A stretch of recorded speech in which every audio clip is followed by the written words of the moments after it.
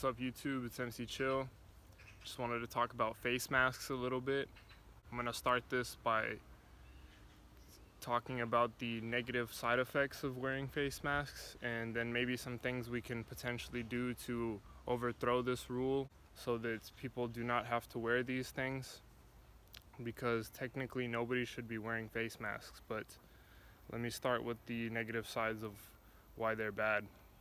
So number one, face masks decrease oxygen, which leads to hypoxia, and hypoxia is linked to the carotid body, which is a cluster of specialized cells in the carotid artery, which detects low oxygen levels in the blood, and it sends alerts to the brain. In response, the brain sends signals to the rest of the body, signaling that it has an increased breathing rate. It constricts the vessels in the lungs, it increases the heart rate, and it also dilates the peripheral blood vessels in the arms, legs, hands, and feet, which in my opinion could lead to blood clots, and that is not healthy.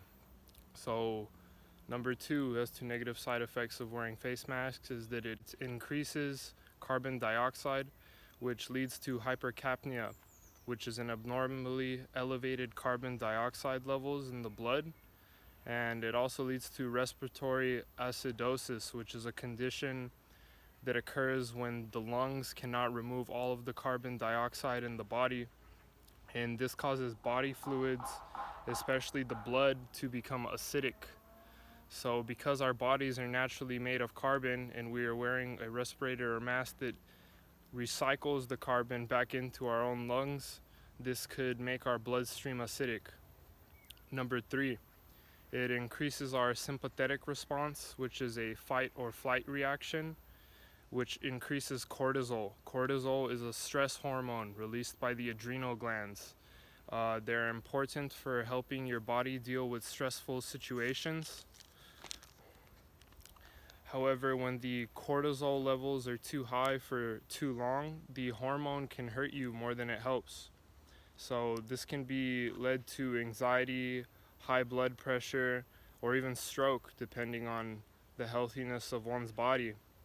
Cortisol helps control the blood pressure naturally.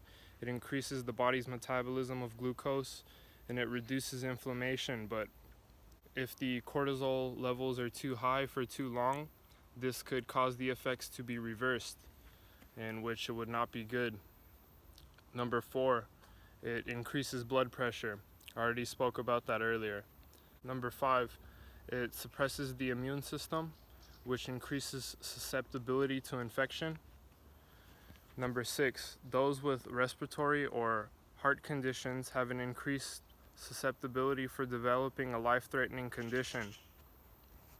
So for our people with heart problems, they especially should not be wearing these masks, because we do not want them getting hurt or being more susceptible to life-threatening conditions. What can we do about this? For the people who live in fear, for the people who do what they're told, for the people who say that they want safety and not freedom, but give up both unknowingly, we have to stand united and push back, so that we have to break these rules, because they're not legislation, they're just rules.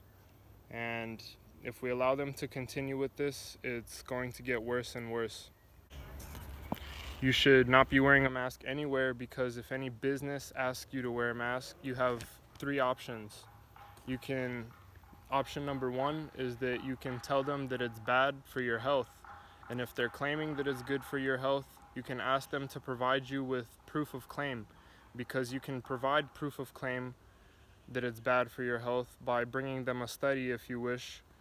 But if they still insist, you could ask for a manager, get him to explain why you need to wear a mask in the shop that you were in or the store, and then tell them that if they're doing so because of legislation that's been given to you by the government, tell them that you need the name of the person and the government that has put this legislation into place, and say that I wish to press charges against them for reckless endangerment of public health and safety. Even if this doesn't get anywhere legally, if they get enough calls or conversations for business owners, of everybody talking about the same thing like this, people would probably start to question things.